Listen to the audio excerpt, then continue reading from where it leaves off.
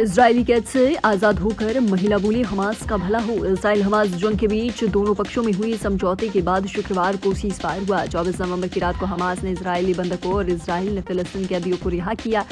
जिन 39 कैदियों की रिहाई हुई है उनमें 15 बच्चे और 24 फिलिस्तीनी महिलाएं हैं।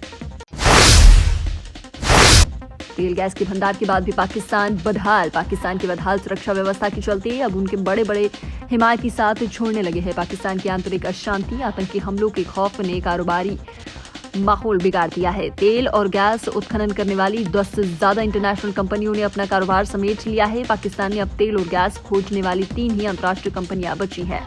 इसके चलते पाकिस्तान में तेल उत्पादन में 50% की गिरावट आ गई है। आयरलैंड में बच्चों समेत 5 लोगों को चाकू मारा। आयरलैंड की राजधानी डबलिन में गुरुवार यानी कि 23 नवंबर को दोपहर एक स्कूल के बाहर करीब 5 लोगों पर चाकू से हमला किया गया। इसमें 3 बच्चे शामिल हैं। एक बच्चे की उम्र 5 साल बताई जा रही है। जिन 5 लोगों पर हमला हुआ वो सभी घायल है। हमले के बाद डबलिन में दंगे भड़क गए। मोदी ने तेजस फाइटर प्लेन में उड़ान भरी। प्रधानमंत्री नरेंद्र मोदी ने बेंगलुरु में शनिवार 25 नवंबर को तेजस फाइटर प्लेन में उड़ान भरी है। पीएम ने कहा, तेजस में सफलतापूर्वक शॉटी की ये गजब का अनुभव रहा। इस उड़ान में मेरे अंदर देश की स्वदेशी क्षमताओं पर भरोसा और बढ़ गया है। पीएम ने यह भी कहा कि मैं आज तेजस में उड़ान भरते हुए अत्यंत गर्व के साथ कह सकता हूं कि हमारी मेहनत और लगन के कारण हम आत्मनिर्भरता के क्षेत्र में विश्व में किसी से कम नहीं है।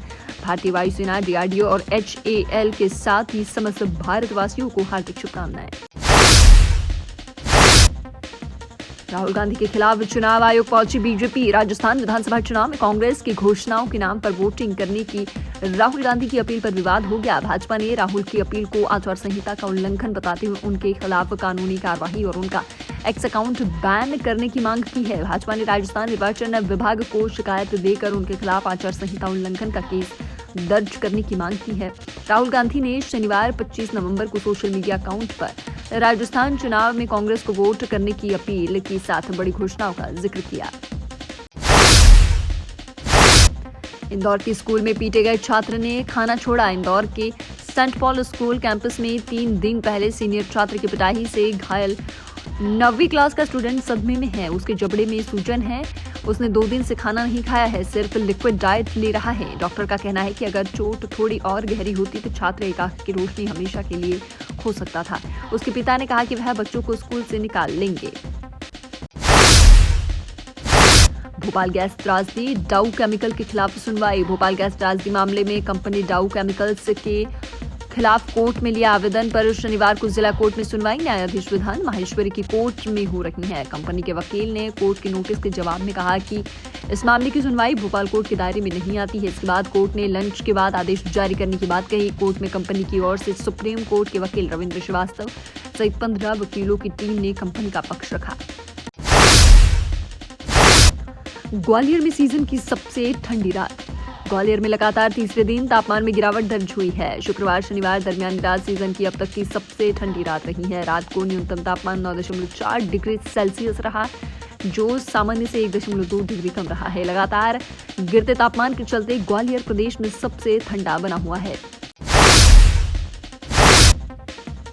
जबलपुर से दिल्ली जाने वाली ट्रेनें निरस्त। रेल प्रशासन द्वारा मथुरा स्टेशन पर विकास कार्यों के लिए मेगा ब्लॉक लिया गया है। इसके चलते जबलपुर से दिल्ली जाने वाली ट्रेनों को निरस्त किया जा रहा है। जबलपुर से दिल्ली जाने वाली महाकौशल एक्सप्रेस 25 जनवरी से 24 फरवरी तक 11 ट्रिप के लिए निरस्त रहेगी। वापसी में भी 26 जनवरी से 5 फरवरी तक के लिए इसे निरस्त किया जा रहा है। मध्य प्रदेश में 4% डीए पर सरकार खामोश। विधानसभा चुनाव के लिए लागू आचार संहिता के बीच राजस्थान के बाद अब छत्तीसगढ़ के कर्मचारियों व अधिकारियों को महंगाई भत्ता मिलना तय हो गया है। एमपी में इसके लिए अफसरों कर्मचारियों को सरकार के फैसले का इंतजार है। कर्मचारी अधिकारी संगठनों का कहना है कि सरकार जानबूझकर कर्मचारियों को मिलने वाले भत्तों के भुगतान में देरी कर रही है।